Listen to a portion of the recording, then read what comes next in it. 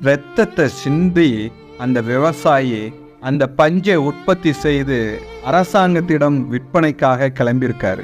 அந்த அரசாங்க அதிகாரிகள் காலையிலிருந்து இரவு வரைக்கும் இந்த ஃபார்மை ஃபில் பண்ணிட்டு வா, இணையதளத்துல பதிவு பண்ணு, இப்படி பல சித்திரவதை செய்து இரவு என்ன சொல்லியிருக்காங்கன்னா, இது நாங்க எதிர்பார்க்கிற அளவுக்கு பொருள் கிடையாது, அதனால இதை நீங்க எடுத்துட்டு போயிருங்க. இது மட்டும் இல்லை, சில தகாத வார்த்தைகளையும் அந்த விவசாய மனம் புண்படக்கூடிய அளவுக்கு பேசியிருக்காங்க. இதெல்லாம் பொறுத்து கொள்ள முடியாத அந்த விவசாயி அந்த அதிகாரி முன்னாடியே அவர் 1 வருடம் உழைத்த அந்த பஞ்சை எரிக்கும் போது அவர் ஒரு வார்த்தை சொல்றாரு, என்னுடைய இரத்தத்தை செலவு செய்து உற்பத்தி செய்த இந்த பொருளுடைய சாபம் இந்த அதிகாரிகளுக்கே சேரும் அப்படின்னு அவர் சொல்றாரு. இந்த உலகத்துல விவசாயிகளுக்கு மட்டும் என்றுமே விடிவு காலம் இல்லை. நம்ம ஓன் ஆராய்